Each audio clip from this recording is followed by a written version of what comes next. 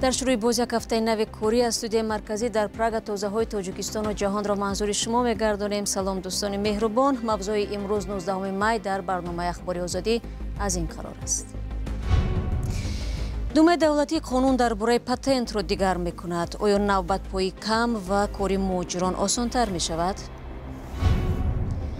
هلاکت یک افسر توجیک در صدمه نقلیاتی در مرز با افغانستان. تحقیق حادثه ادامه دارد.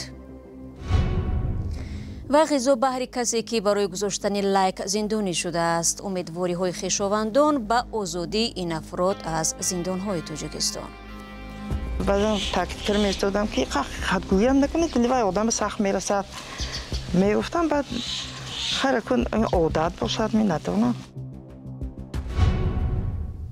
اما شروع میکنیم از یک خبر دیگر. دادگاه شهری مسکو روز 19 می امر داد مهلت بازداشت 4 شهروند تاجیکستان گمانبر به حمله به طلوع کنسرتی کروکوس 4 ماه دیگر دراز کرده شود. دفتر مطبوعات دادگاه گفت با امر دادگاه فریدون شمس‌الدین، سید اکرم رجب‌علی زاده، دلیرجان میرزوی و محمد صابر فیضов 3 ماه و 28 روز دیگر در بازداشتگاه میمانند. حمله به طلوع کنسرتی کروکوس روز 22 می مارت سال 2024 رخ داد و در نتیجه 144 نفر کشته و صدها تن زخمی شدند. مقامات روسیه بیش از 20 نفر اساساً زادگان تاجیکستان را با گمان تحریضی، اجرا و یاری در حمله بازداشت کردند، ولی تاکنون بعضی شبهه و سوالها باقی مانده است. یک افسر 25 ساله نیروهای مرزبانی تاجیکستان در نتیجه صدمه نقلیاتی در ناحیه شمزین شاهین به هلاکت رسیده است. یک منبع از ریاست مرزبانی ولایت ختلان در صحبت با رادیو آزادی با تصدیق این خبر گفت حالا تفتیش حادثه از جانب داستانی گارنیزون حربی شهر کولاب ادامه دارد. تفصیلات در گزارش میرزانبی خالقزاد. این حادثه فاجعه بار روز 8 می رخ داده است. یک منبع از ریاست مرزبانی ولایت ختلان در صحبت با رادیو آزادی تصدیق کرد که در نتیجه این صدمه لیتنانت کلان عبدالرحمن میرزا شریف جان خود را از دست داده است. به گفته منبع هنگام سفر به دیدبانگاه دهنه ماشینی که او سوار بود ناگهان از کار میماند و به چقوری 200 متر سرازیر می شود. عبدالرحمن در نتیجه سخت جراحت برداشته در جای حادثه هلاک می گردد. منبع افزود که حالا تفتیشات این قضیه از جانب دادستانی گارنیزون حربی شهر کولاب ادامه دارد. لبلب دریای 5 راه ساخته ایستادند. در گذشته این منطقه کسناگذر بود و جر و تپه های بسیار دارد. از سوی دیگر باشد دریای 5 است. لیتنانت کلان عبدالرحمن میرزا شریف با یک نفر دیگر با جیپ موسی به دیدبانگاه دهنه که در همین منطقه جایگیر است میروند و ماشین از کار میماند و همراهش از ماشین میپرد و او همراه ماشین در یک چقوری میرود که 200 متر بوده است و در همونجا زخمی شده میفافتد، گفت مصاحب ما. عبدالرحمن میرزا شریف ساکن دهه سرمیدان ناحیه مومن‌آباد بوده است و جسد او را روز 9 می در قبرستان همین دهات به خاک سپردند. یکی از ساکنان دهه روز 16 می در صحبت به رادیو آزادی گفت عبدالرحمن جوان نمونوی و دوست داشته ساکنان این دهه بود. با گفته او عبدالرحمن همگی 2 ماه پیش ازدواج کرده بود و آرزوهای زیادی برای آینده داشت. موضعی که صدمه در آن رخ داده است چند سال باز زیر ساختمان راه سرحدی قرار دارد. مقامات ناحیه شمس‌الدین شاهین 1 سال پیش گفته بودند که با انجام پره ساختمان راه نظارت سرحد کاملا به دست نیروهای مرزبانی خواهد گذشت، ولی تا حال معلوم نیست که ساختمان راه کی به آخر میرسد. این زمان چند دیدبانگاه و اتریت سرحدی به این منطقه کوچانیده شدند و مرزبانان اکنون به خط سرحدی افغانستان نزدیکتر هستند. این اولین حادثه تلفات جانی در میان افسران و سربازان در مرز نیست. مقامات پیشتر نیز از هلاکت خدمتچیان حربی در نتیجه صدمه‌های مربوط به راه و شرایط دشوار کوهی و بی احتیاطی خبر داده بودند. رو می‌ریم به موضوعهای دیگر. دوم دولتی روسیه طرح ابتدایی قانون را قبول کرد که به مهاجران امکان می‌دهد با یک پتنت در 2 منطقه کار کنند. ترتیب نو به مسکو و ولایت مسکو، اینچنین سنت پترزبورگ و ولایت لنینگراد داخل خواهد داشت. این سند را حکومت روسیه ماه مارت به دوم دولتی پیشنهاد کرده بود. طبق لایحه قانون مهاجرانی که مثلا در حدود مسکو پتنت گرفتند می‌توانند در قلمرو ولایت مسکو و آنهایی که اجازه کار در سنت پترزبورگ به دست آوردند حق پیدا میکنند در ولایت لنینگراد فعالیت نمایند. شرط حتمی بسته شدن قرارداد میان رهبران این منطقه ها برای جلب مهاجران به کار طریق پتنت می باشد. هنوز معلوم نیست که طرح قانون در نهایت قبول می شود یا نه. بر پایه معلومات رسمی تو 15% مهاجرانی که برای گرفتن پتنت در ولایت مسکو مراجعت کردند در قید مهاجرتی در مسکو بودند و برعکس تقریبا 8% شهروندان خارجی که برای گرفتن پتنت در مسکو مراجعت کردند در ولایت مسکو ثبت نام شدند. از این پیشتر وزارت کارهای داخلی روسیه گفت که جزا برای جلب مهاجران غیر قانونی به کار را سخت‌تر کردند. به گفته وزارت از این پس اگر کارفرمای یا شرکت مهاجر غیر قانونی را به کار بگیرد از 70,000 روبل تا به 1,000,000 روبل جریمه می شود.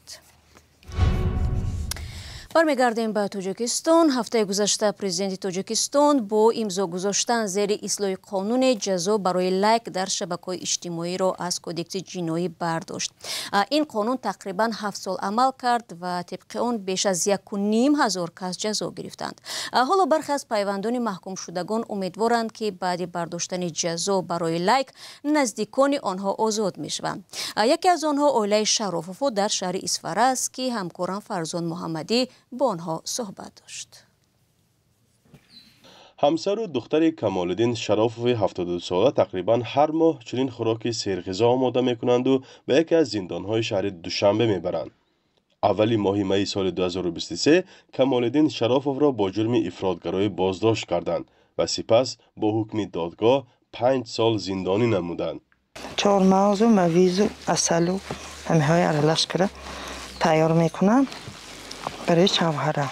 شوهرم 2 سال باز در محبسخانه هستند. امیدوارم که همه خوراک های من بردگی میخورند و به نزد نبیره های فرزندانشان برمیگردند.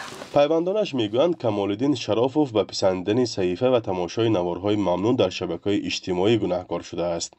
نمایندگان دادگاه شهر اسفر ماه آگوست همان سال خبر را تصدیق کرده بودند. آن زمان به سبب مشکلی مالی این خانواده وکیل مدافع نداشت و به همین دلیل به زینه‌های بالایی دادگاه نیز مراجعت نکردند. عنایت خان شرافوف میگوید شوهرش انسانی راستقول و عدالتخواه بود و نظرش را جسورانه عایده مشکلات میگفت. حقیقت گو بودم. بعضا وای میکردم من بعضا تاکید میستادم که حقیقت گویم نکنید لیوای آدم سخت میرسد. میگفتم بعد خیر کن عادت باشد می ندونم. همین خیلی آدم بودم. همین خیلی آدم خوب بودم. گلجهان شرافوف و دختر کمالالدین شرافوف میگوید هنگام ارائه سخن آخرین پدرش در دادگاه از وضع سلامتیش شکایت کرده خواهان توبت شده بود. ولی آن زمان دادرس گفته است که در زندان توبت میگیرد. به گفته پیوندانش از زمان بازداشت به سبب پیری خیلی افگار شده است. در ملاقات میریم فقط کمتر سلامتیشان همه وضع سلامتی پاشون نغز نه عصا گرفتگی حاضر همین وضع سلامتیشان شکایت میکنن. لیکن فقط امیدوار که من خدا خواهد برمیگردم و پیش نبیره هم پیش ها رفته دوام حیاتم همونجا با حیام سرشم خوبه. حالا با تصویب قانون نو از سوی پارلمان و پرزیدنت تاجیکستان انگشت زدن به علامت پسند یا لایک در زیر مطلب‌های اینترنتی که قبلا صدها کس را به زندان برده است دیگر جوابگری جنایی نخواهد داشت. ماه اپریل دلشاد جورایف حقوقدان تاجیک در صحبت با رادیو آزادی گفته بود که در صورت عملی شدن قانون آن به گروهی از محکوم شدگان نیز دخل خواهد داشت. او مشورت داد که چنین نفران با یاری وکیلان دفاعشان برای بازبینی شدن حکم دادگاه مراجعت کنند. گرچند پدری من عیبدار باشند هم من از هیچ کس طلب کرده نتوانم هم خواهش کرده نتوانم هم من از تنها پیشوای معظم ملت از پرزیدنت ما خواهش میکنم که همین پدری پیری من دستگیری کرده نزدین بیراشون و آمده شینم. خانواده کمالالدین شرافوف امید برام می‌بندند که بعد این مراجعت دیگر برای پدر زندانیش راهی 500 کیلومتر را طی کرده خوراک نخواهند برد و مقامات و پرزیدنت تاجیکستان او را عفو خواهند کرد. در گذشته بازداشت و مجازات ساکنان برای نشر معلومات تنقیدی در شبکه‌های اجتماعی را سازمان‌های حامی حقوق تعقیب برای تنقید نامیده بودند. به گفته حامیان حقوق، تاجیکستان با بهانه مبارزه با تروریسم و افراطگرایی آزادی بیان را سرکوب و ناراضیان را زندانی می‌کند. فرزان محمدی، رادیو آزادی، شهر اسفره. شما برنامه اخباری آزادی را تماشا دارید. دادگاه عالی آمریکا تلاش دونالد ترامپ پرزیدنت این کشور را برای اجرای قرارش درباره لغو حق شهروندی هنگام تولد به چالش کشید. این قراربندی سرقانون آمریکا را که به طفلان زاده این کشور حق شهروندی داده است زیر سوال میبرد و به هزارها نوزاده که هر سال در ایالات متحده تولد میشوند تأثیر میگذارد.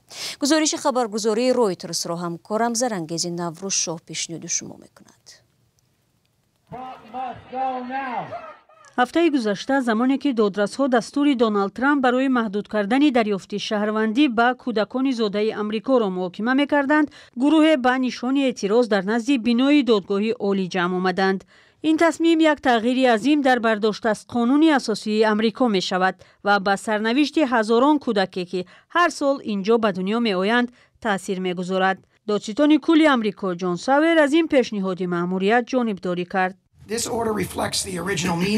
این دستور محتوای قبلی طرح اصلاح بند 14 قانون اساسی را انعکاس می کند که پیشنهاد شهروندی را برای نوزادان غلامان کفالت میداد، نه به مهاجران غیر قانونی و مهمانان موقتی. ترامپ ماهی انور در نخستین روز کاریش چون پرزیدنت قرار را امضا کرد که بر اساس آن شهروندی کودکانی که در آمریکا زاده شدند ولی کسی از والدانشان شهروندی و یا گرین کارت ندارند باید بیکار کرده شود. دادرس سونیا سوتومایر در جریان محاکمه گفت باور دارد این تصمیم مخالف قرارهای قبلی دادگاه عالی درباره شهروندی است. حتی اگر ما از این گونه عملهای غیر قانونی حکومت اجراییه هراس داریم، در نهایت کنگرس است که مسئله های شهروندی را حل می کند. ولی اگر ما با چنین باور باشیم، چرا ما باید اجازه بدهیم که عملهای غیر قانونی نسبت نفران بشمار تطبیق شود، مثل آن که قرار از مردم برچیده شدن سلاح از هر شهروند اجرا شود؟ در بند 14 قانون اساسی گفته می شود که تمام شخصانی که در آمریکا تولد شدند و یا حق شهروندی گرفتند و زیر حمایت آن قرار دارند شهروندان ایالات متحده اعتراف می شوند. مخالفان بر اینند که این دستور ترامپ بند مذکور قانون را نقض می کند. با این ترتیب آنهایی پیدا می شوند که نه تنها از حق و امتیازات و افتخار امریکایی بودن محروم می شوند، بلکه می توانند عموماً بی شهروندی مانند. با این کودکان ما چیکار میکنیم؟ دادرس‌ها بیشتر به درخواست مأموریت ترامپ برای کم کردن قرارهای بیکار شده از سوی دادگاه فدرالی در ایالت‌ها از جمله واشنگتن را که دستور او را در سراسر کشور مسدود کرده بود توجه کردند. ظاهراً دادرس‌های محافظه‌کار در دادگاه برای محدود کردن امکانیت دادرس‌های زینه‌های پایانی در صادر کردن قرار آماده بودند. ولی آنها هم نمیخواستند بدون تحقیق پهلوهای حقوقی امر ترامپ تصمیم بگیرند. شما چی فکر میکنید؟ چطور ما باید به این مسئله رسیدگی کنیم؟ پس از 2 ساعتی بحث و بررسی ها معلوم نشد که دادگاه بالایی این مسئله را به چه شکل حل خواهد کرد. هیئت دادگاهی در حال حاضر اکثرا از محافظه‌کاران از جمله 3 دادرس عبارت است که در دوره اولی پرزیدنتی ترامپ از